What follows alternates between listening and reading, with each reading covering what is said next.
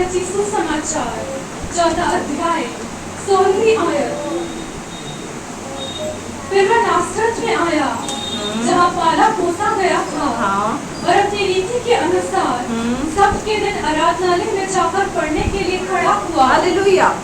नासरत में यीशु का अनादर। टॉपिक क्या है?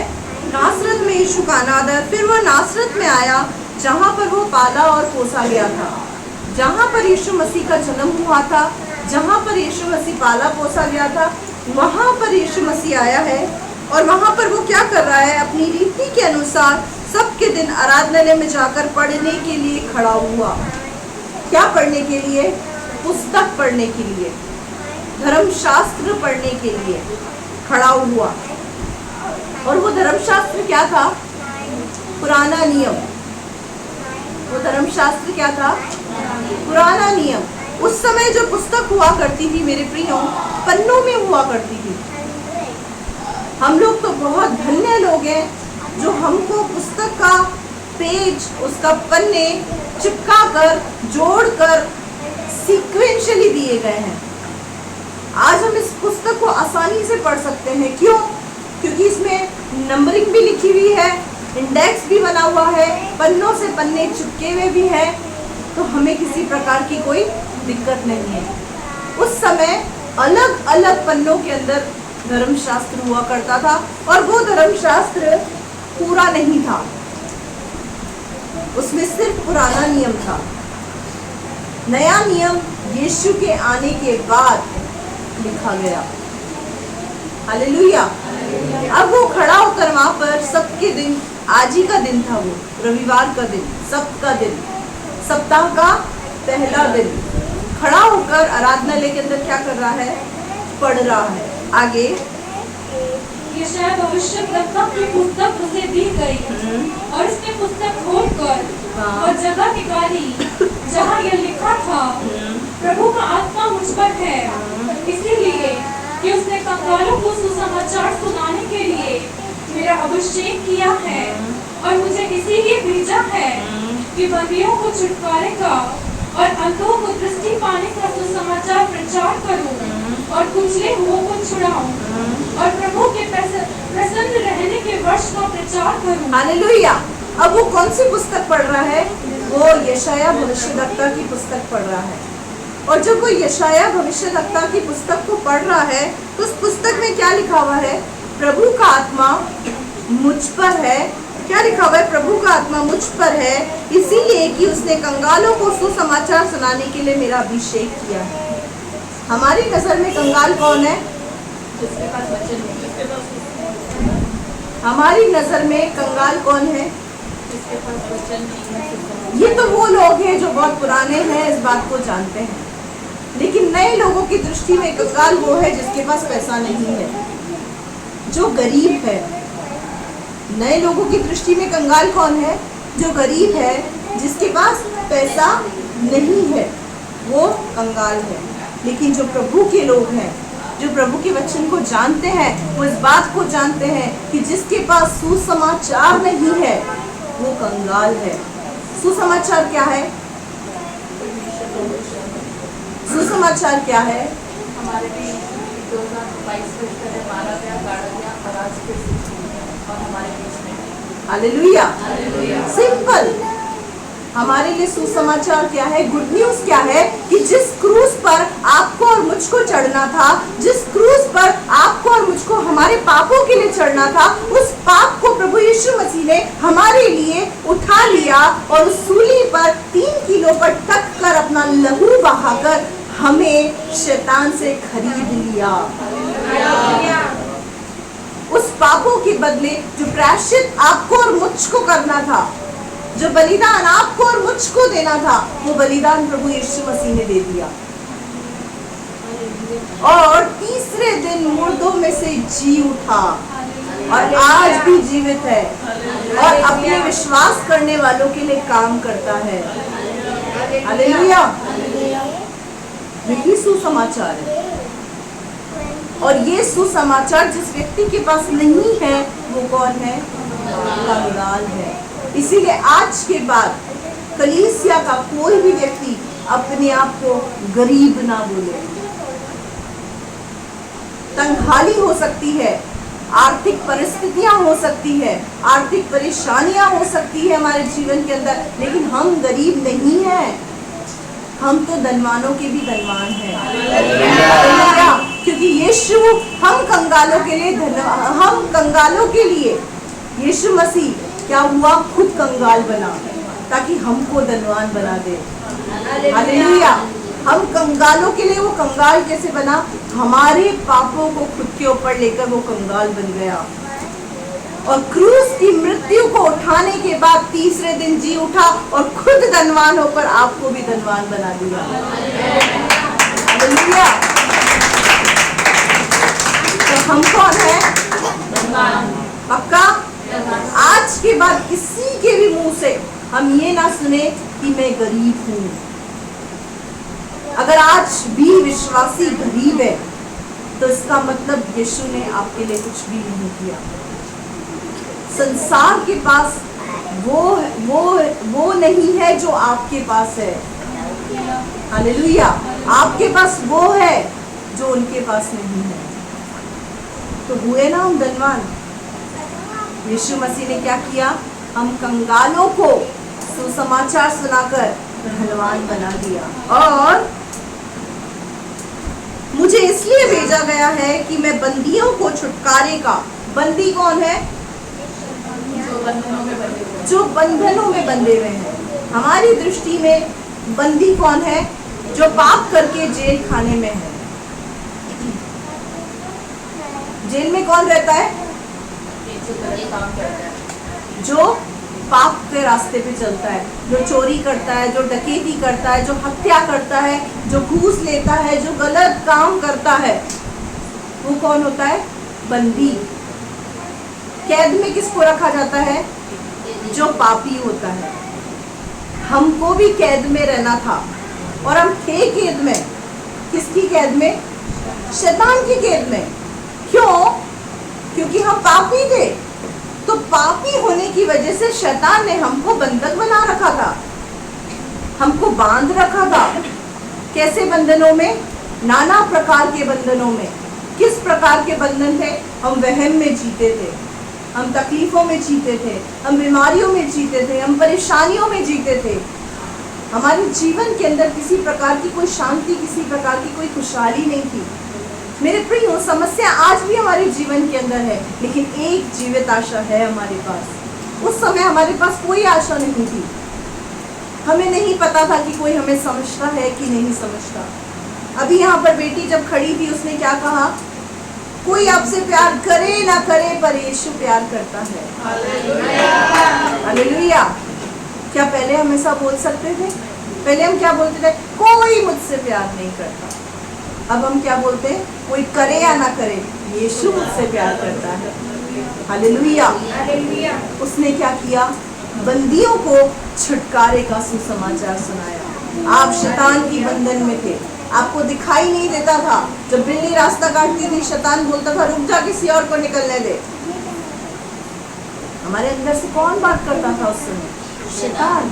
हम बंधन में थे, नाना प्रकार के बंधनों में थे। डोरे डंडों से हमारा शरीर सजा हुआ था, जगह जगह हम डोरे डंडे पहन के चलते थे। लेकिन अगर आज भी हम बंधन में हैं तो उसकी वजह हम स्वयं हैं। क्योंकि यीशु मसीह, पिता ने जब अपने पुत्र का बलिदान चढ़ाया, उस बलिदान के बाद पिता ने क्या कहा? क्या लिखा है परमेश्वर के वचन यूहन्ना 3:16 ने? परमेश्वर ने जगत से ऐसा प्रेम रखा कि उसने अपना पुत्र दे दिया ताकि जो कोई उस पर विश्वास करे वो नाश ना हो, पर अनंत काल का जीवन पाए। पिता ने पुत्र का बलिदान करके उद्धार का कार्य पूरा कर दिया। पिता की तरफ से उद्धार का कार्य हो चुका है। कई बार हम इस बात को बोलते हैं, प्रभु उसका उद्धार कर। प्रभु बोलता है कर तो दिया। क्या हम समझ रहे हैं? विश्वासी लोग प्रार्थना में बोलते हैं प्रभु उसका उद्धार कर। प्रभु बोलता है मैं कर तो चुका हूं, वापस सूली चढ़ो। पिता ने पुत्र को बलिदान चढ़ाकर और पुत्र खुद का बलिदान देकर उद्धार का कार्य कंप्लीट कर चुका है। उद्धार का कार्य पूरा हो गया। अब क्या है, उस कार्य पर विश्वास करने की जरूरत है, ताकि जो कोई इस पर विश्वास करे वो नाश ना हो, अनंत काल का जीवन पाए।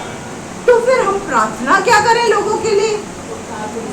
उद्धार को रिसीव करने की प्रार्थना करें। हालेलुया। उद्धार को प्राप्त करने की प्रार्थना करें। जब हम किसी व्यक्ति के लिए प्रार्थना करते हैं तो हम प्रभु से क्या कहें? प्रभु यीशु, ये तेरे उद्धार के किए हुए कार्य को प्राप्त कर सके, उसको रिसीव कर सके, ऐसी सामर्थ्य उस पर उठे। हालेलुया। हर व्यक्ति इस तरीके की प्रार्थना करे।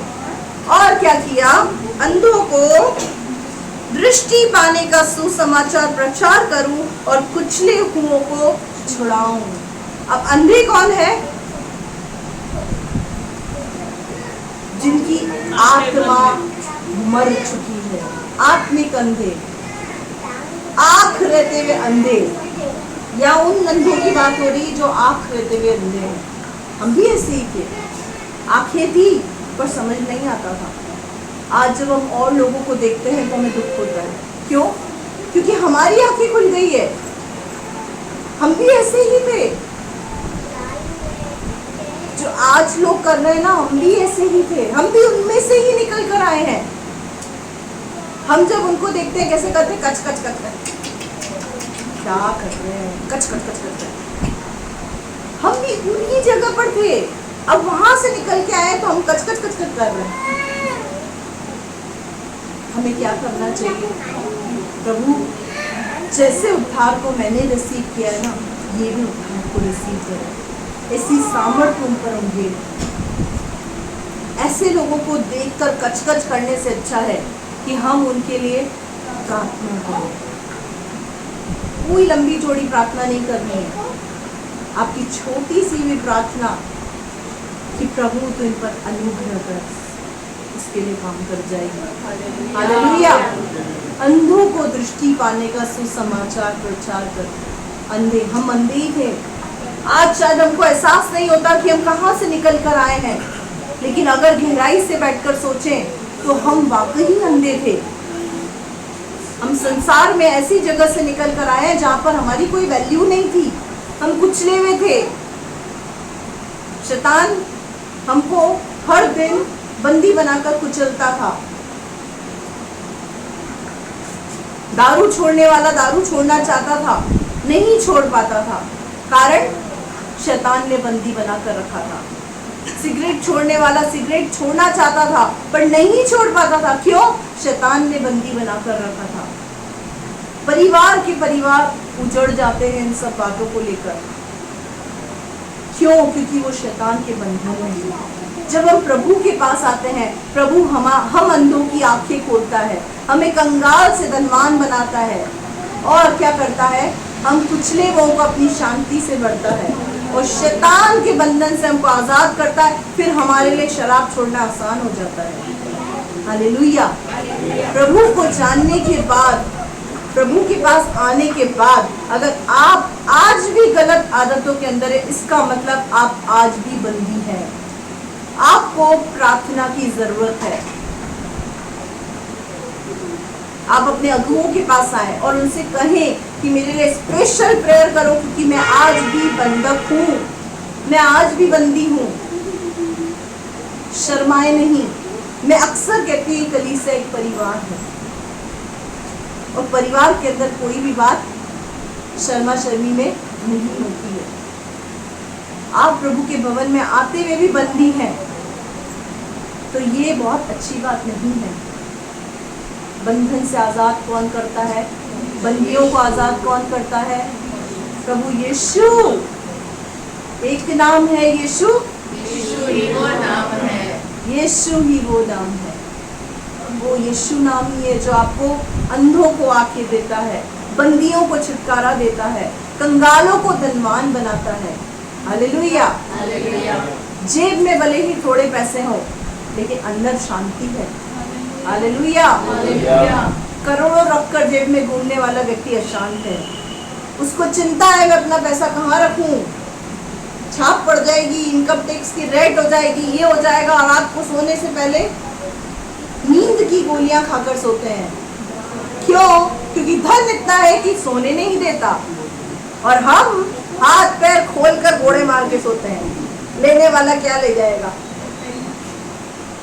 हालेलुया। हमारे अंदर जो शांति है मेरे प्रियो, ये शांति खरीदी नहीं जा सकती है।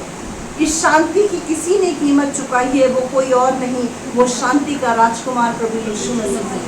उसने आपके और मेरे लिए कीमत चुकाई है। उसने शैतान से आपको छीना है। पिता को क्या चाहिए था? बलिदान। उसने पिता को बलिदान दिया, अपना खून दिया कि ले खून, अब शैतान से मेरे लोगों को आजाद करा। क्या आपके लिए कोई कर सकता है? हम अपने शरीर से 1 यूनिट खून निकलवाते हैं और भरपेट खाते हैं। 1 यूनिट खून अगर किसी को डोनेट करते हैं तो पूरा दिन दिमाग में चलता है मेरा 1 यूनिट चला गया, अब मुझे अच्छे से खाना पीना पड़ेगा। यीशु मसीह ने तो बूंद का आखिरी कतरा, आखिरी बूंद भी आपके लिए डोनेट कर दी। ऐसे प्रेमी से हम कैसे प्रेम करेंगे? कैसे प्रेम हम करते हैं और कैसे हमको करना चाहिए? हालेलुया।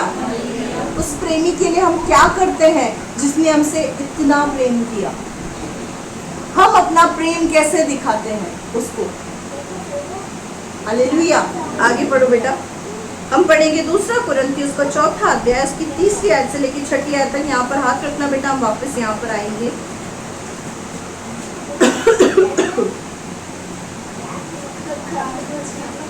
दूसरा कुरिन्थियों 4 अध्याय, उसकी 3री आयत से लेकर 6ठी आयत तक। 2 कुरिन्थियों 4 अध्याय 3री आयत, पेज नंबर 248। परंतु यदि हमारे सुसमाचार पर पर्दा पड़ा है तो यह नष्ट होने वालों के लिए ही पड़ा है। हालेलुया। यदि हमारे सुसमाचार पर पर्दा पड़ा है, इसका मतलब यदि हमें वो गुड न्यूज नहीं पता जो यीशु ने आज से 2022 वर्ष पहले हमारे लिए की है, तो इसका मतलब ये नाश होने के साफ चिन्ह है। यानी आज भी हमारी आंखें बंद है और हम आत्मिक रूप से अंधे हैं। आज भी हमारी आत्मा मृतक है। आगे। और उन अविश्वासियों के लिए जिनकी बुद्धि इस संसार के ईश्वर ने अंधी कर दी है, ताकि मसीह जो परमेश्वर का प्रतिरूप है, उसके तेजोमय सुसमाचार का प्रकाश उन पर न चमके। हालेलुया। किसके लिए लिखा हुआ है? उन अविश्वासियों के लिए जिनकी बुद्धि को इस संसार के ईश्वर ने अंधा कर दिया है। आप जब किसी व्यक्ति के लिए प्रार्थना करते हैं, उसके लिए क्या प्रार्थना करते हैं? उसके उद्धार के रिसीव करने के लिए प्रार्थना करें और प्रभु से प्रार्थना करें कि शैतान ने जो उसकी आंखों को अंधा कर रखा है, इसकी आत्मिक आंखों को अंधा कर रखा है, इसकी आंखें खुल जाएं। क्यों शैतान ने अंधा कर दिया है? हम क्यों अंधे हैं? हमको अंधा क्यों कर दिया था शैतान ने? ताकि मसीह का तेजोमय रूप हम देख ना सके। हालेलुया। आज हम मसीह के तेजोमय रूप को देख सकते हैं, उसकी सामर्थ को देख सकते हैं, चमत्कारों को देख सकते हैं, उसके कार्यों को देख सकते हैं। उसका कारण क्या है? हमारी आंखें खुल गई है। शैतान क्यों अंधा कर देता है? इस संसार का ईश्वर कौन है? शैतान। वो क्या करता है? आंखों को अंधा कर देता है। अब हम बोलेंगे संसार का ईश्वर शैतान कैसे हो सकता है? संसार को तो परमेश्वर ने बनाया है। हाँ मेरे प्रियो, संसार को परमेश्वर ने बनाया है, लेकिन जो इब्लीस ऊपर से गिरा दिया गया, जो लूसीफर ऊपर से गिरा दिया गया और नीचे आकर जब वो इब्लीस बना तो वो इस पृथ्वी पर गिरा दिया गया। और जब वो उस पृथ्वी पर गिरा, आकाश में स्वर्ग पर अपना कब्जा तो वो नहीं कर सका। क्यों? क्योंकि वहां पर परमेश्वर विराजमान था। लेकिन इस पृथ्वी पर गिरने के बाद उसने क्या करा? मनुष्य को पाप में गिराकर पूरे संसार को अपने वश में कर लिया, कब्जे में कर लिया। जब तक मनुष्य पवित्र था वो कुछ नहीं कर पा रहा था, लेकिन जैसे ही मनुष्य शैतान के बहकावे में आया, शैतान ने क्या करा? इस संसार को अपने वश में कर लिया। अपने कंट्रोल में कर लिया। और कंट्रोल देने वाला कौन था? बोलो मैं। अपने पड़ोसी से बोलो मैं था, मैं थी।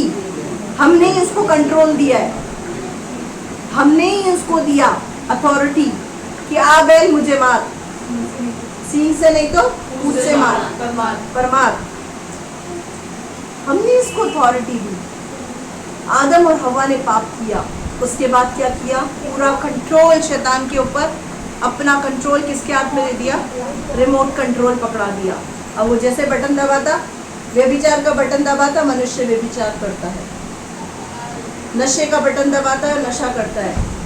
वो रिमोट कंट्रोल के साथ खेल रहा है। लेकिन जैसे ही शैतान से आपने अपना रिमोट कंट्रोल छीनकर यीशु के हाथ में दे दिया, अब यीशु उसको कंट्रोल कर रहा है। हालेलुया। और वो जिम्मेदारी किसकी है? शैतान को आपने दिया ना, तो यीशु को भी आपको ही देना पड़ेगा। वो छीनेगा नहीं। वो डिसिप्लिन का परमेश्वर है, वो जबरदस्ती नहीं करेगा आपको। जब आप अपना रिमोट कंट्रोल उसके हाथ में हैंडओवर करेंगे, तब वो आपको चलाएगा। ये डिपेंड आपके ऊपर करता है। आप बैठे बैठे प्रार्थना करें कि प्रभु तू कुछ कर, प्रभु तू कुछ कर, तो प्रभु बोलेगा पहले रिमोट तो दे, रिमोट तो दे तो कुछ करूं। अब रिमोट कैसे जाएगा प्रभु के हाथ में? जब इस वचन के अनुसार आप अपने जीवन को जिएंगे। हालेलुया। जैसे ही आपने वचन के अनुसार जीवन जीना शुरू किया, प्रभु बोलेगा अब आ गया इसका रिमोट मेरा। फिर क्या बोलेगा पता है? मत डर, मैं तेरे साथ हूं। अब दारू पीने वाला भी बोलता है, प्रभु मेरे को बोलता है मत डर, मैं तेरे संग हूं। तो रिमोट तो प्रभु के हाथ में गया नहीं। प्रभु कैसे बातचीत कर रहे हैं? मेरे प्रियो, आपका जीवन, आपका चरित्र ही निर्भर करता है कि आप यीशु मसीह के फॉलोअर हैं या नहीं। शैतान को रिमोट किसने दिया? अच्छा, अपना नाम नहीं ले रहे तो आदम हवा बोल दो। हमने शैतान को रिमोट हमने दिया, तो यीशु मसीह को भी रिमोट हमको ही देना पड़ेगा। हम ही यीशु मसीह को रिमोट देने वाले हैं। अब शैतान को दिया तो यीशु मसीह तो बोलेगा ना मेरे को भी तुमको ही देने का, तुम ही दोगे तुम मेरे को, उसको भी तो तुमने ही दिया। तो यीशु को भी आपके रिमोट की जरूरत है। हालेलुया। आगे बढ़ो बेटा। क्योंकि हम अपने को नहीं परंतु मसीह यीशु को प्रचार करते हैं कि वह प्रभु है। और अपने विषय में ये कहते हैं कि हम यीशु के कारण तुम्हारे सेवक हैं। हालेलुया। क्योंकि हम अपने को नहीं, प्रभु यीशु को प्रचार करते हैं। हम किसको प्रचार करते हैं? प्रभु यीशु मसीह को। कैसे प्रचार करते हैं हम प्रभु यीशु मसीह को? अपने चरित्र से। ये विश्वासियों के लिए लिखा हुआ है कि हम अपने आप को नहीं, यीशु मसीह को प्रचार करते हैं। क्या बताकर कि हम यीशु मसीह के कारण तुम्हारे सेवक हैं।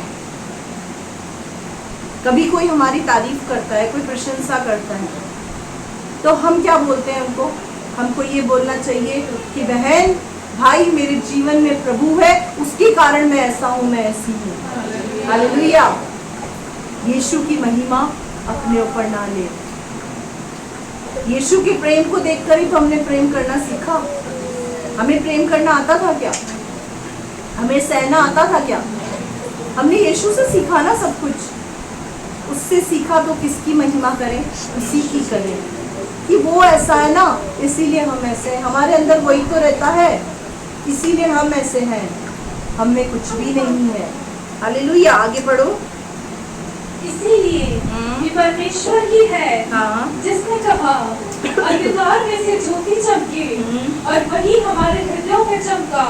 ये परमेश्वर की महिमा की पहचान, ये ज्योति यीशु मसीह के चेहरे से प्रकाशमान हो। हालेलुया। परमेश्वर ने कहा अंधकार में ज्योति चमके। वो ज्योति कौन है? वो ज्योति प्रभु यीशु मसीह है, और वो हमारे हृदयों में चमका। क्या यीशु मसीह हमारे हृदय में है? जिसके हृदय में यीशु मसीह बैठा, उसका स्वभाव कैसा होगा? नम्र, दीन, प्यार से भरा हुआ। उसके हृदय की सुंदरता ही कुछ अलग होगी। क्यों? क्योंकि उस हृदय के अंदर प्रभु यीशु मसीह है। आप अपने जीवन से जान सकते हैं कि क्या वाकई यीशु मसीह आपके हृदय में विराजमान है। आप अपने जीवन से आसानी से जान सकते हैं इस बात को कि यीशु आपके हृदय में बसता है। उसने तो कहा, क्या तुम नहीं जानते तुम पवित्र आत्मा का मंदिर हो? हम कौन है? पवित्र आत्मा का मंदिर। पवित्र आत्मा हमारे अंदर रहता है, यीशु मसीह हमारे अंदर रहता है। हालेलुया। हम सब कौन है? यीशु मसीह के चेला और चेली। हम कौन है? चेला और चेली। हम सब यीशु मसीह के चेले हैं। हम भी यीशु मसीह के चेले हैं। बेशक आपको सिखाने के लिए हम आपके अगुवे हैं, लेकिन यीशु मसीह की दृष्टि में हम भी उसके चेले हैं। तो चेलों का स्वभाव कैसा होना चाहिए? गुरु के समान।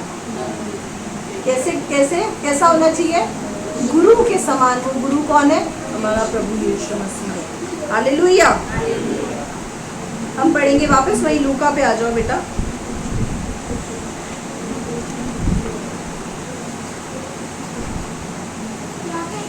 जहाँ पे छोड़ा था वहां से पढ़ो, 20 से। तब उसने पुस्तक बंद करके सेवक के हाथ में दे दी और बैठ गया। और आराधनालय के सब लोगों की आंखें उस पर लगी थी। अब क्या हुआ? पुस्तक बंद करके सेवक के हाथ में देकर वो बैठ गया। और जब वो ऐसी बातें खोलकर पढ़ रहा था तो क्या हुआ? आराधनालय के सब लोगों की आंखें उस पर लगी थी। आराधनालय में जितने लोग बैठे थे सब उसको टकटकी लगा कर देख रहे थे कि ये कौन सी बात इसने हमें बताई। बहुत गहराई से सोच रहे थे। यीशु मसीह बोल रहा है, प्रभु का आत्मा मुझ पर है। प्रभु का आत्मा मुझ पर है। मुझे सुसमाचार सुनाने के लिए भेजा है, छुटकारे के लिए भेजा है, बंदियों को आजाद करने के लिए, कंगालों को आजाद करने के लिए परमेश्वर ने मुझे भेजा है। ये लोग उसको टकटकी लगाकर क्यों देख रहे थे? क्योंकि अंदर ही अंदर क्रोध से भर गए थे। क्या सोचकर क्रोध से भर गए थे? ऐसी बातें क्यों बोल रहा है ये? हमारे जैसा आम मनुष्य है ये। कई बार जब हम अपने आप को बताते हैं कि हम प्रभु यीशु मसीह के चेले हैं, हम प्रार्थना करते हैं, प्रभु काम करता है, तो बहुत लोग व्यंग्यात्मक हंसी हंसते हैं, ठट्टा करते हैं कि हमारे जैसे मनुष्य होकर कैसी बातें कर रहे हैं। दिखते तो बिल्कुल हमारे जैसे हैं, ना तो कोई चोगा पहना, ना तो कोई पगड़ी बांधी। ऐसा कैसे संभव है? हाँ मेरे प्रियो, हम चोगा नहीं पहनते क्योंकि परमेश्वर का वचन इसके खिलाफ है। हम आपके बीच में आपकी तरह ही उठते बैठते और खाते पीते हैं, ताकि जो प्रतिफल हमको मिल रहा है वो स्वर्ग में मिले। यीशु ने कहा, जो चोगा पहनते हैं, आसनों पे बैठते हैं, विराजमान होते हैं, वो अपना प्रतिफल इस पृथ्वी पर पा चुके।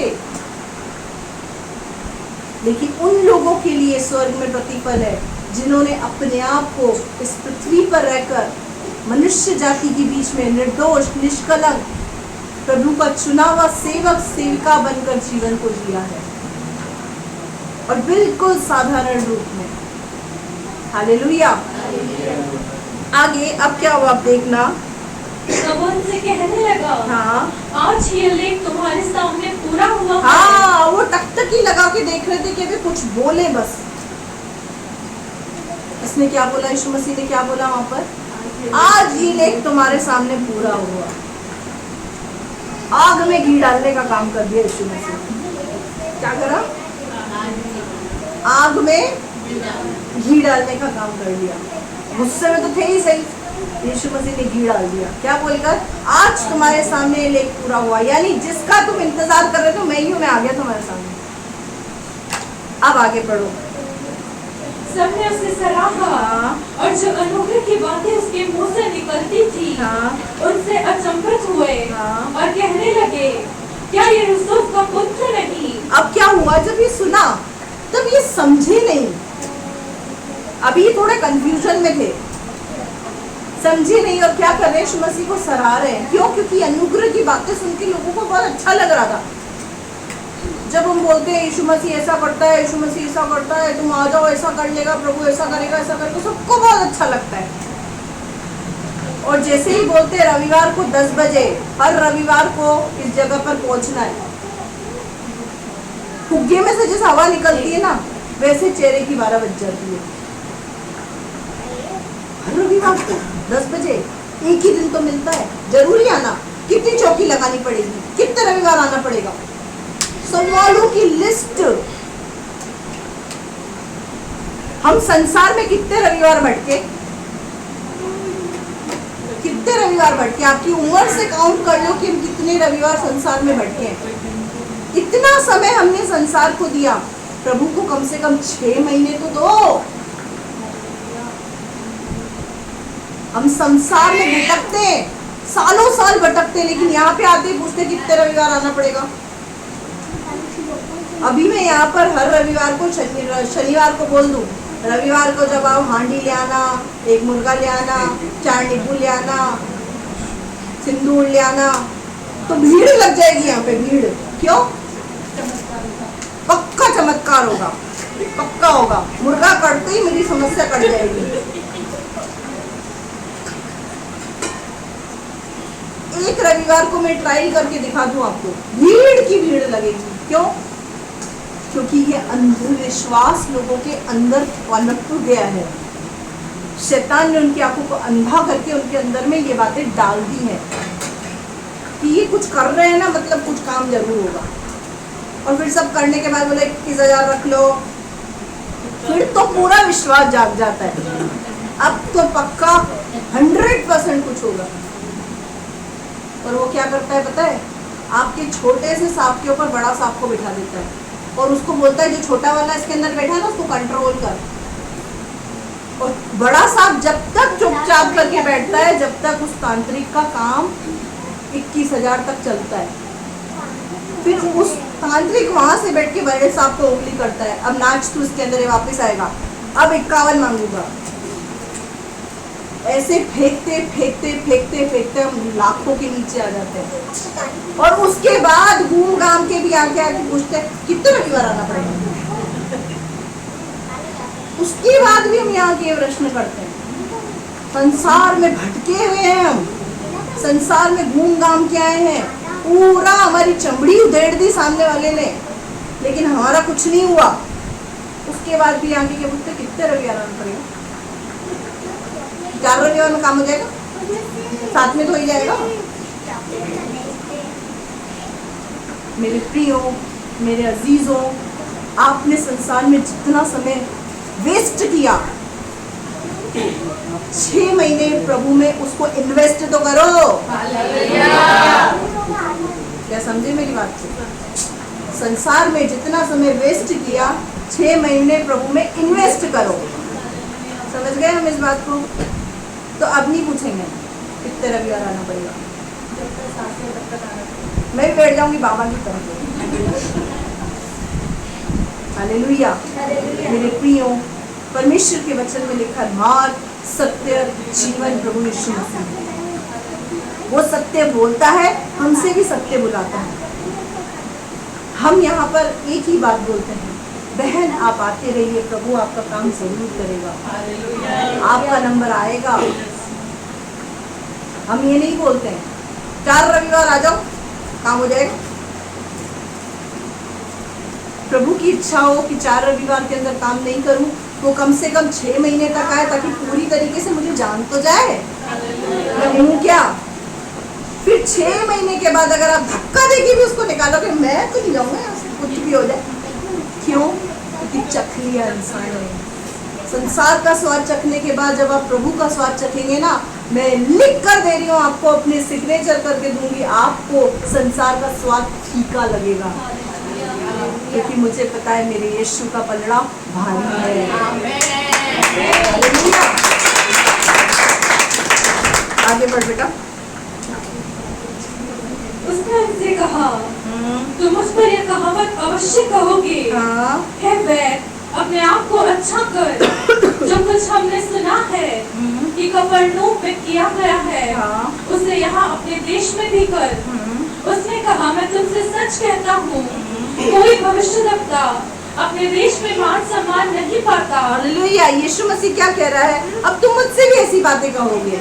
देख जी, जैसे आपने वहां पे काम किया वैसे चमत्कार किया, यहाँ पर भी वैसे चमत्कार कर। क्यों पता है, लोग यीशु मसीह को वैद्य की दृष्टि से देखते थे, और यही हाल आज का भी है।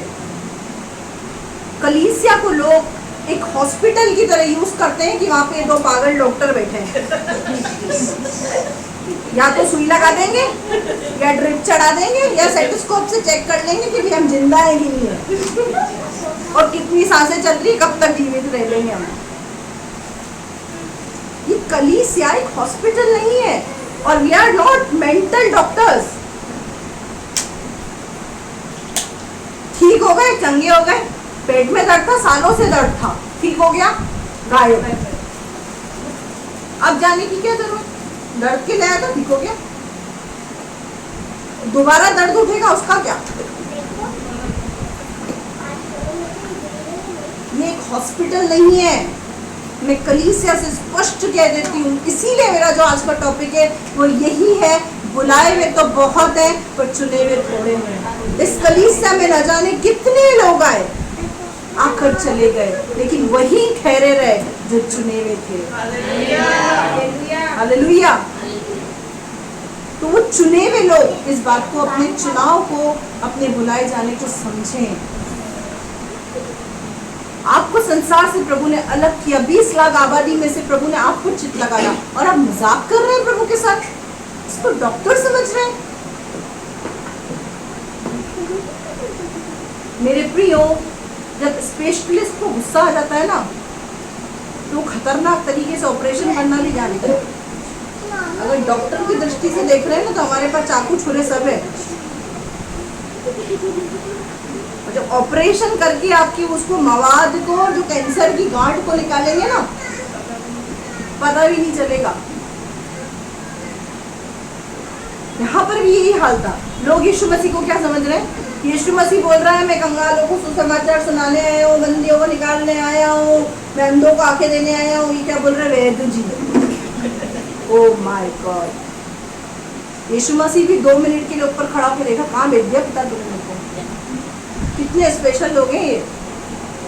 लोग यीशु मसीह को वैद समझते थे, लोग यीशु मसीह को नहीं समझ पाए कि वो मसीहा है। भविष्यवाणी के बाद भी नहीं समझ पाए। कोई क्या बोलता था, कोई क्या बोलता था, लेकिन वो कौन था पता है, जीवते परमेश्वर का पुत्र प्रभु यीशु मसीह। हालेलुया। आगे, मैं तुमसे सच कहती हूँ, और उसने कहा मैं तुमसे सच कहता हूँ, कोई भविष्यद्वक्ता अपने देश में मान सम्मान नहीं पाता। हमारे घर के लोग, आज इस कलीसिया के जो विश्वासी हैं, लीडर्स हैं, अगर वो किसी के घर में जाते प्रार्थना करने तो उनको वहाँ पे बड़ी इज्जत मिलती है, लेकिन घर में माँ बैठी बेइज्जती करती रहती है, बाप बैठा बेइज्जतियाँ करता रहता है। उसका कारण ये है कि कोई भी भविष्यवक्ता अपने देश में, अपने घर में मान सम्मान नहीं पाता। घर की मुर्गी घर में ही बैठी है, भविष्यद्वक्तनी, उसको क्या बोलते हैं, क्या समझती है अपने आप को। ये मिलता है सम्मान अपने घर में। बाहर जाओ तो पैर धुलाएंगे, पैर नहीं धुलाएंगे तो ऐसा आदर करेंगे कि वहां से उठने की इच्छा नहीं होगी। कि क्या आदर, क्या प्रेम है इनका हमारे प्रति। दीदी दीदी, भाभी भाभी, भैया भैया कहते नहीं खाते हैं। और घर के लोग सुनती नहीं है, सुनता नहीं है। ये हाल क्यों है हमारा? क्योंकि यीशु मसीह का भी यही हाल था। जब हमारा ऐसा हाल हो ना, तो उस समय क्या सोचना, हमारे गुरु का भी यही हाल था, कोई बात नहीं, उसका भी यही हाल था, उसको भी उसके लोगों ने कुछ नहीं समझा। नासरत वो जगह थी जहाँ पे वो पाला पोसा गया था। नासरत वो जगह थी जहाँ पर वो लोगों के बीच में उपदेश देता था। नासरत वो जगह थी जहाँ से वो चमत्कार कर चुका था, उठा था, बैठा था। यीशु मसीह ने कहा, इतने चमत्कार अगर मैंने सूर और सैदा में किए होता ना, वो टाट ओढ़कर बैठकर पश्चाताप कर लेते। सूर और सदा पता है क्या है? शातिर देश। अगर ऐसे देश के अंदर भी मैंने चमत्कार किया होता ना, तो वो लोग सुधर जाते, उनका जीवन बदल जाता। लेकिन इजराइलियों के अंदर कोई फर्क नहीं है, और ये सच्चाई है।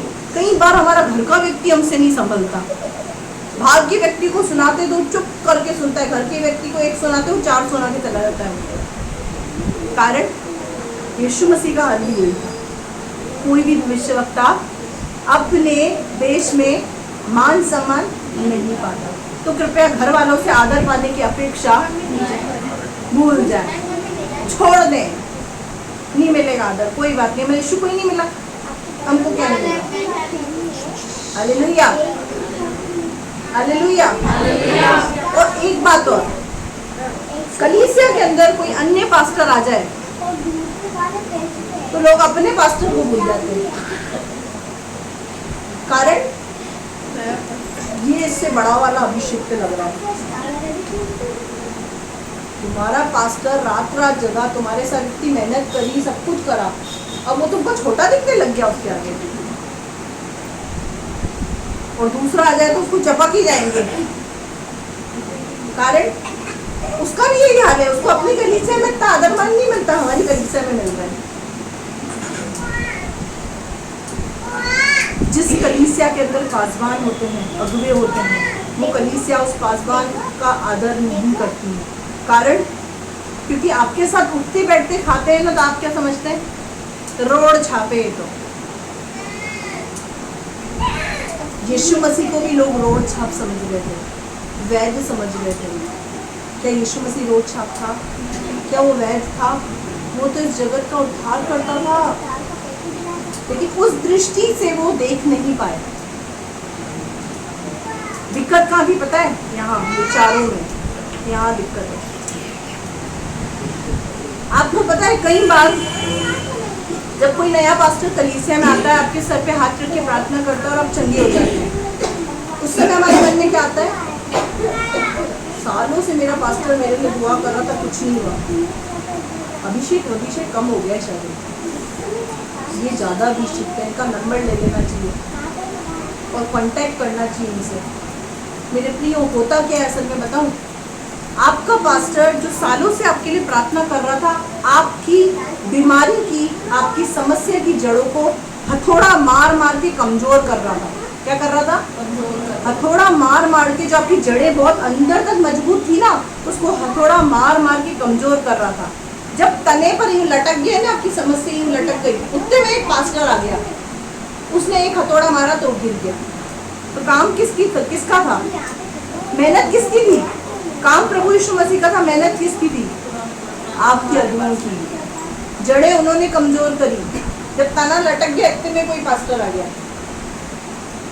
तो वो समस्या दूर हो गई। काम प्रभु यीशु मसीह ने किया, लेकिन मेहनत आपके अगुओं की है।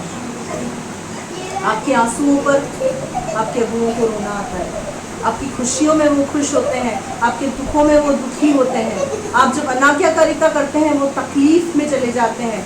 आप मानते नहीं है, वो बहुत दुखी होते हैं।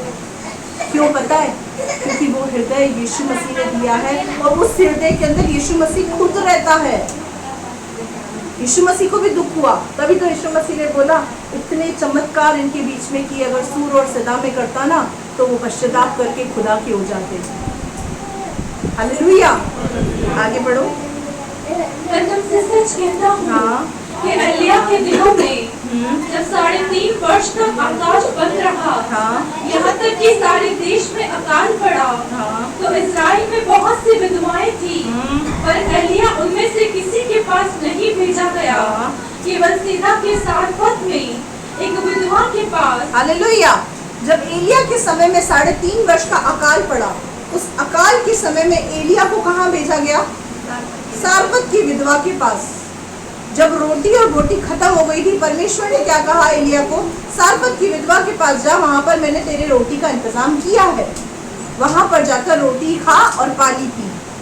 यहाँ पर ये इसीलिए यीशु मसीह ने कहा है, मेरे प्रियो, यीशु मसीह इस बात को यहाँ से समझाना चाह रहा है कि एलिया के लिए सारफत की विधवा को छोड़ और किसी विधवा का इंतजाम नहीं किया गया।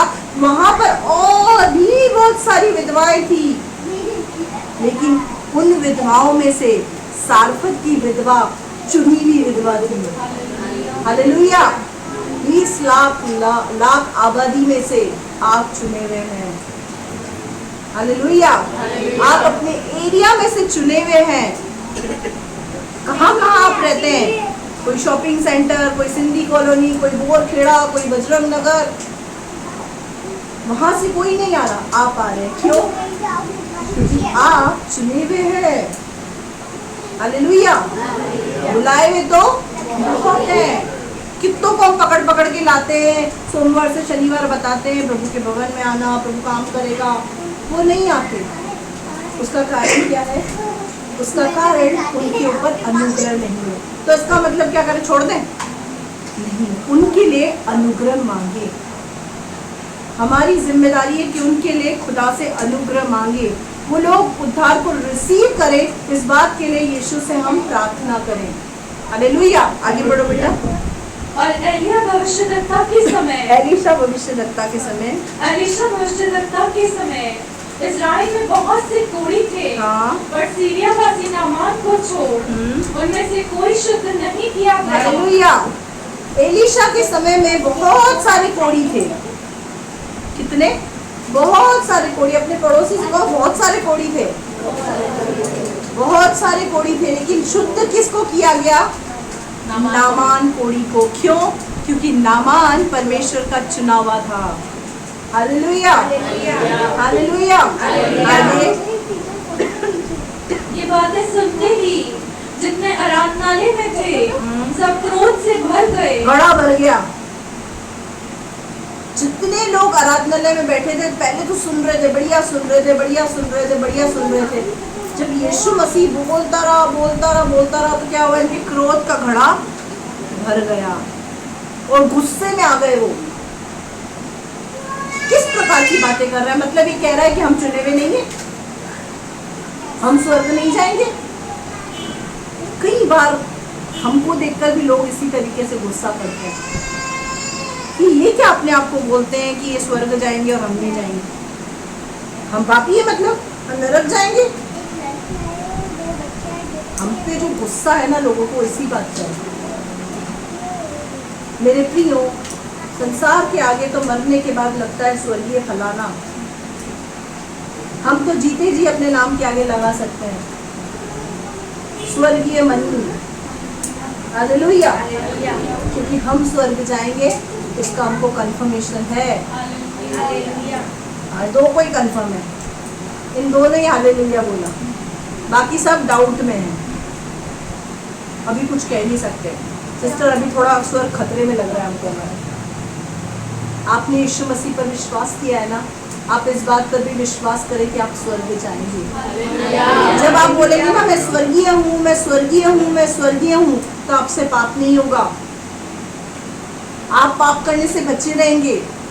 जब आप अपनी आत्मा को बार बार याद दिलाते रहेंगे ना कि तुझे स्वर्ग जाना है, तुझे स्वर्ग जाना है, तब भी आप पाप से बचे रहेंगे। हालेलुया। आगे पढ़ो। अब वो क्रोध से भर गए और उठकर उसे नगर से बाहर निकाला। हाँ।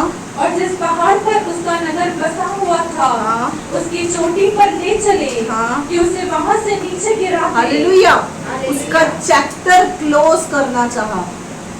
इतने गुस्से से भर गए वो लोग, क्या किया? यीशु मसीह को सबसे पहले तो आराधनालय से बाहर करा, नगर से बाहर ले जाकर चोटी पे खड़ा करके उसको नीचे गिराने की किया कि इसको खत्म कर दे, इसका चैप्टर ही क्लोज कर दे। फिर उसके बाद परंतु वो उनके बीच में से निकलकर चला गया। हालेलुया। जहाँ लोग आपकी ना सुने ना, पतली गली से कट लेने का। मैंने तो यीशु मसीह से यही सीखा है।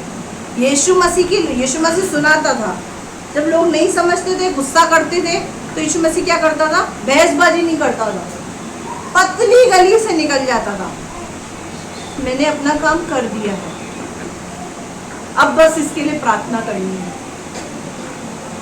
हम क्या करते हैं? खड़े खड़े बहस करते रहते हैं। बहस नहीं करें, आपने उसको सुसमाचार सुना दिया, आपने उसको बोल दिया, आपने उसको बता दिया। अब क्या करना है? अगर सामने वाला गुस्से में आ गया, क्रोध में आ गया, तो पतली गली से निकल गया। यीशु मसीह भी वहाँ से उनके बीच में से निकलकर चला गया, बहुत दुखी मन से चला गया। क्यों? क्योंकि नासरत में उसका अनादर हुआ। उसके ही लोगों ने उसकी बात को नहीं समझा, उसके ही लोगों ने उसकी बात को सुनी अनसुनी कर दिया।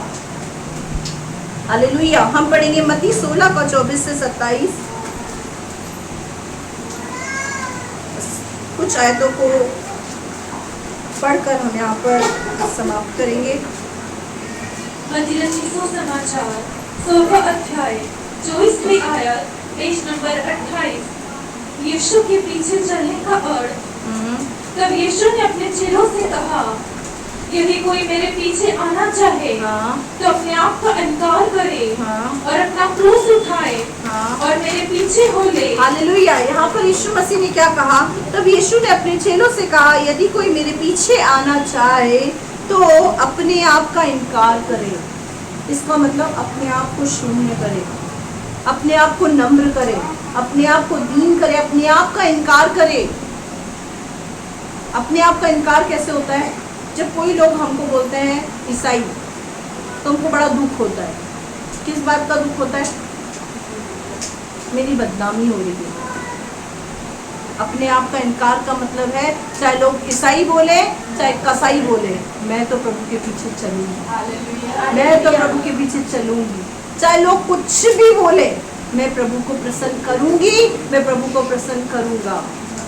अपने आप का इनकार करे और अपना क्रूस उठाए। अभी क्रूस क्या है?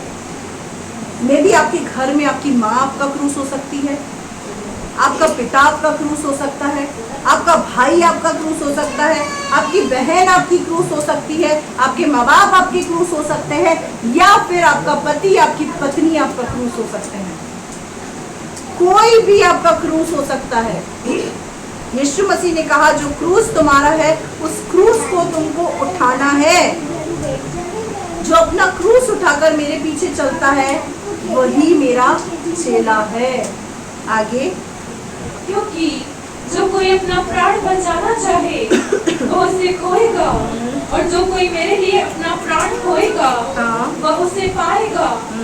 यदि मनुष्य सारे जगत को प्राप्त करे और अपने प्राण की हानि उठाए तो उसे क्या लाभ होगा? या मनुष्य अपने प्राण के बदले क्या देगा? हालेलुया। यहाँ पर क्या लिखा हुआ है? क्योंकि जो कोई अपना प्राण बचाना चाहे। अब यीशु मसीह से लोग दूर क्यों भाग जाते हैं पता है? किसी ने कहा, अगर तुम प्रभु के भवन में गए तो हम तुम्हारी टांगे काट देंगे। अपनी टांगों को बचाने के लिए वो प्रभु को छोड़ देते हैं। लेकिन परमेश्वर का वचन कहता है, यदि कोई अपने प्राण को बचाना चाहे तो वो उसे खोएगा। कहाँ खोएगा? नरक में। अपने प्राण को बचाने के लिए प्रभु को छोड़कर संसार में चला गया वो व्यक्ति, लेकिन वो संसार में तो जीत गया। स्वर्ग और नरक में जब न्याय की बारी आएगी वो जीत नहीं पाएगा। उसका प्राण नरक में डाला जाएगा, उसकी आत्मा नरक में डाली जाएगी। लेकिन यदि कोई मेरे लिए अपने प्राण को खोता है तो वो उसे पाएगा। जो जान को जोखिम में डालकर प्रभु के पीछे चलता है, प्रभु कहता है वो उसको पाएगा। कहाँ? स्वर्ग में अनंत जीवन के लिए। और मनुष्य सारे जगत को प्राप्त कर ले, लेकिन अपनी आत्मा की हानि उठाए, अपने प्राण की हानि उठाए तो उससे क्या लाभ? ये संसार कितने साल का है? किसी को अश्योरेंस है कि तू मरेगा नहीं? ऐसा कोई लेटर ऊपर से लिखवा के आया है? किसी के पास लेटर हो तो मुझे दिखाए। कोई लिखवा के आया हो कि भाई लिख के भेजा है ऊपर, तू मरेगा नहीं, तू अनंत काल तक जीवित रहेगा। नीचे लिखा हो पिता पुत्र पवित्र आत्मा सिग्नेचर। ऐसा लेटर है? पिता पुत्र पवित्र आत्मा सिग्नेचर। ऐसा लेटर आपके पास है? बाइबल तो बोलती है 60-70 दम लगा लो, अच्छे अच्छे फल फ्रूट खा लो, ड्राई फ्रूट खा लो, जिंदे रहने के इंजेक्शन लगा लो 80। हमारी मैडम श्रीदेवी जवान दिखने के लिए इंजेक्शंस लेती थी, पूरी जवान हो गई है, परमानेंट जवानी में ही चली गई। मेरे प्रियो, हम कितनी भी कोशिश करें, हमारे चारों ओर एक सिवाना बंधा हुआ है। इस पृथ्वी पर हमारे समय लिमिटेड है, लेकिन ऊपर अनलिमिटेड। या तो अनलिमिटेड के लिए स्वर्ग हमारा हो जाएगा, या अनलिमिटेड के लिए नरक हमारा हो जाएगा। अब ये उन लोगों के लिए मूर्खता की बातें होती है जो यीशु मसीह को नहीं मानते। उनको क्या लगता है, किसने देखा स्वर्ग और नरक? हवा को भी तो नहीं देखा, फिर क्यों बोलता है हवा है? हवा को भी तो नहीं देखा, फिर क्यों बोल रहा है हवा है? नहीं बोलना चाहिए ना हवा है। दिख रही है क्या तुमको? दिख रही है हवा, तो फिर क्यों बोल रहे हो? हवा आ रही है यहाँ से हवा। जैसे हवा पे विश्वास करते हैं ना, वैसे ही स्वर्ग और नरक पे विश्वास करना है।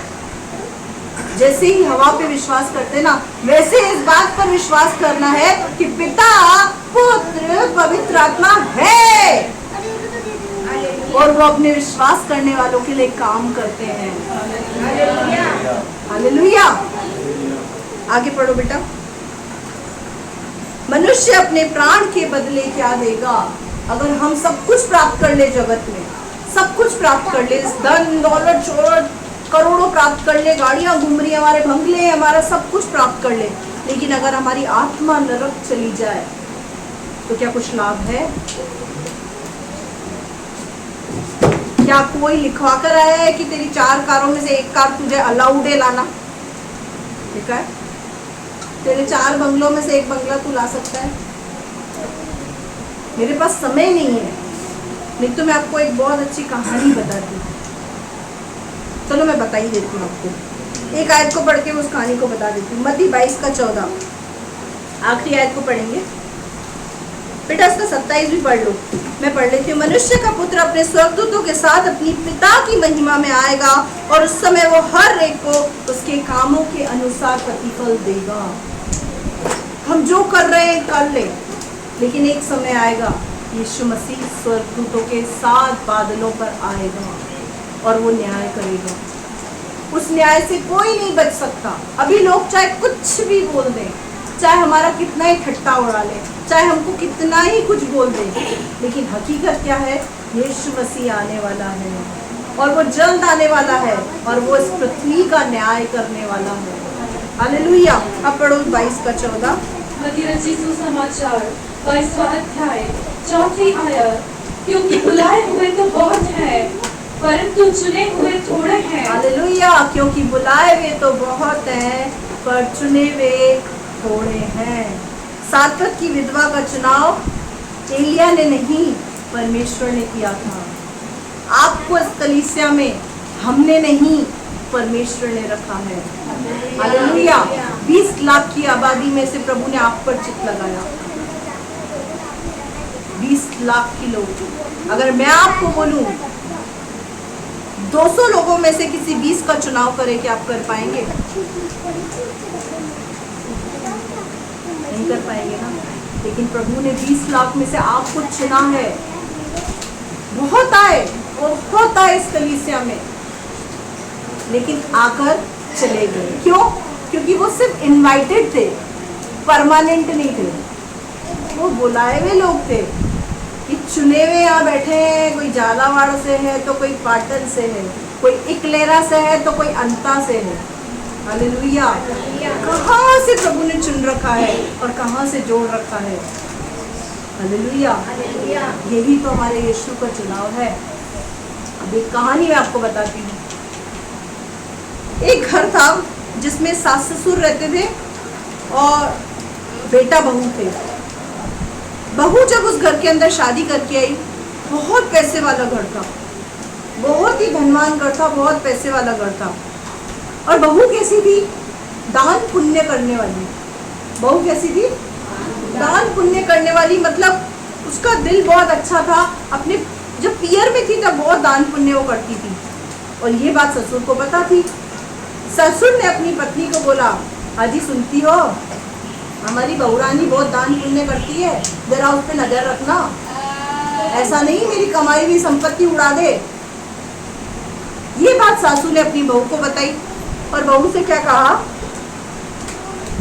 कहा, बहू को बोला कि तेरे ससुर जी बहुत खतरनाक है, तो बेटा बाहर कुछ दान करने की जरूरत नहीं है।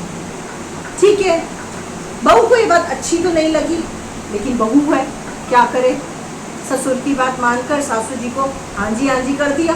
ठीक है जी सासू जी। उसके बाद क्या हुआ, एक समय आया ससुर जी भयानक तरीके से बीमार पड़ गए और बहुत सीरियस कंडीशन में चले गए। डॉक्टर ने कहा अब इनकी बचने की कोई उम्मीद नहीं थी। क्या कहा, अब इनकी बचने की कोई उम्मीद नहीं है। ऐसे में क्या हुआ, बहू को ये बात पता चली कि मेरा ससुर बहुत बीमार पड़ चुका है। वो सासू जी के पास गई और सासू जी को बोला, सासू जी क्या आप मेरा एक काम करोगे, अब डॉक्टर ने बोला है कि ससुर जी बचेंगे नहीं, वो खत्म हो जाएंगे, तो ये सुई आप ससुर जी को दे दोगे। मेरी दादी जब जिंदा थी ना, तो मेरे दादा को एक बटन, शर्ट के बटन लगाने के लिए बहुत चिंता में रहती थी। ये सुई दे देना ताकि स्वर्ग में वो मिलेंगी तो अपने पति का बटन लगा देंगी। क्या कहा, ये सुई बस दे देना उनको। वो बहुत चिंता में रहती थी कि मैं अपने पति की शर्ट का बटन कैसे लगाऊंगी, और ये चिंता करते करते वो चली गई। और मुझे लगता है कि आत्मा को शायद शांति नहीं मिली होगी, उन्होंने बटन नहीं लगाया ना, तो अब ये सुई बस उनको बोलना कि मेरी दादी तक पहुंचा दे। अब सासू ने बोला ठीक है बेटा दे दे मेरे को। अब वो सुई लेके अपने पति के पास गई। अजी सुनते हो, बहू का एक काम करोगे, बहू ने ये सुई दी है, ये उसकी दादी तक पहुंचा देना, आप जाने तो वैसे ही वाले हो। अब ससुर ने बोला अगर शर्ट पे लगाऊंगा तो मुझे जलाएंगे तो शर्ट भी जल जाएगी, सुई यही रह जाएगी। अगर पैंट पे सुई को लगाऊंगा तो वो भी जल जाएगी। अगर शरीर के किसी भाग में उसको डालूंगा, उंगली में उसको फंसाऊंगा तो मेरा शरीर भी जल जाएगा। तो उसने अपनी पत्नी को बोला, बहू को बोलना सॉरी मुझे माफ कर देना, मैं ये सुई तेरी दादी को नहीं दे सकता। जब ये बात बहू को ससुर ने जब ये बात ससुर ने आकर बहू को बोली, तो बहू ने सास को बोला अब जाके ससुर जी से कहो जब आप एक सुई भी ऊपर नहीं लेकर जा सकते तो क्यों और बातों के पीछे पड़ते हो, क्यों इतनी धन दौलत की चिंता करते हो। और ये बात जाकर ससुर ने सास ने अपने पति को बता दी। और क्या बोला कि बहू कह रही है कि आप सुई तक नहीं ले जा पा रहे तो क्यों धन दौलत को लेकर इतनी कंजूसी करते हो, क्यों रोते हो धन दौलत को लेकर। क्योंकि हम ना इस जगत में कुछ लाए हैं ना कुछ ले जाएंगे, खाली हाथ आए हैं खाली हाथ जाएंगे। सिकंदर ठठेरे ने अपनी कब्र से कहा हाथ मेरे कब्र से बाहर रखना ताकि लोगों को इस चीज का एहसास हो सके कि पूरी जिंदगी मैंने अन्याय के साथ धन कमाया, मैंने बहुत कुछ किया, लेकिन जब सिकंदर ठठेरा इस दुनिया से गया तो वो खाली हाथ गया, उसने हाथ अपने कब्र से बाहर कर दिया। क्या हम समझ पा रहे हैं? और अन्य चीज वस्तुओं के पीछे हम कितना भागते हैं।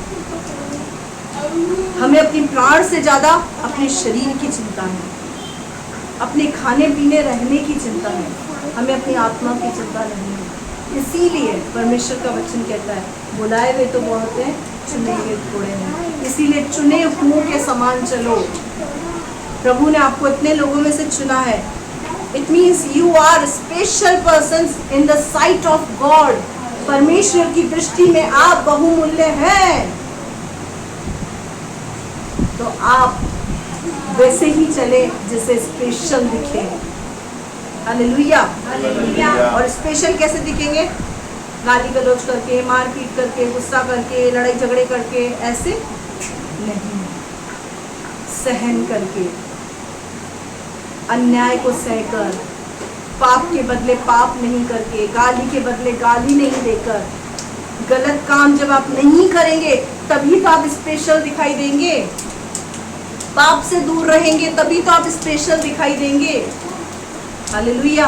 प्रभु इन वचनों के द्वारा आपको आशीष दे।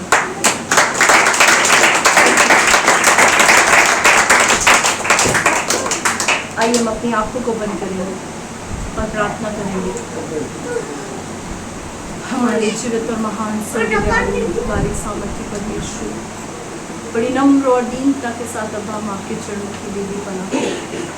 सचमुच यीशु, तू कंगालों को सुसमाचार सुनाने के लिए, कैदियों को छुटकारे का सुसमाचार और बंदियों को,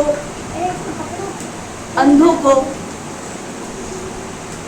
अंधकार से निकालने का सुसमाचार सुनाने के लिए इस पृथ्वी पर आया, ताकि हम अंधकार में ज्योति को पाए और हमारा जीवन प्रकाशमान हो जाए। तूने कहा यीशु जगत की ज्योति तू है, और जो तेरे पीछे चलता वो कभी अंधकार में नहीं चलता।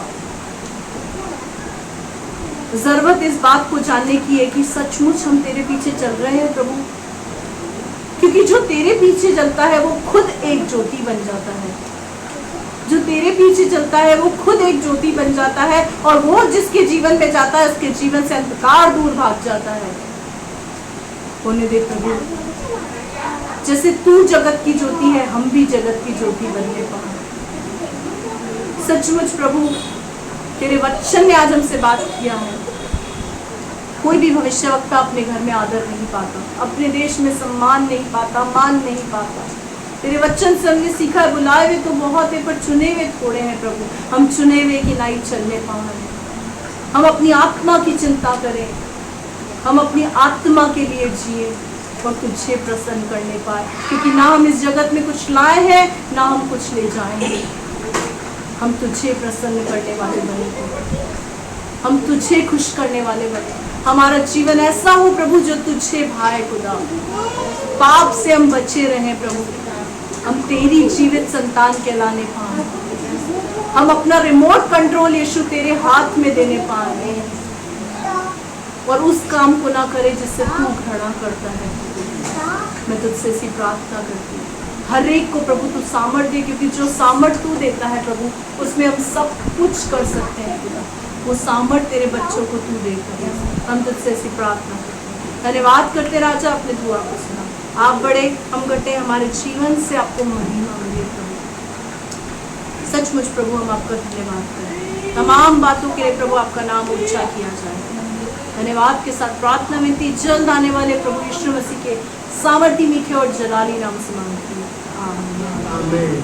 आइए हम सब अपनी आंखों को बंद करेंगे और परमेश्वर के सम्मुख अपने स्वरों को झुकाएंगे और आशीष वचन को प्राप्त करेंगे।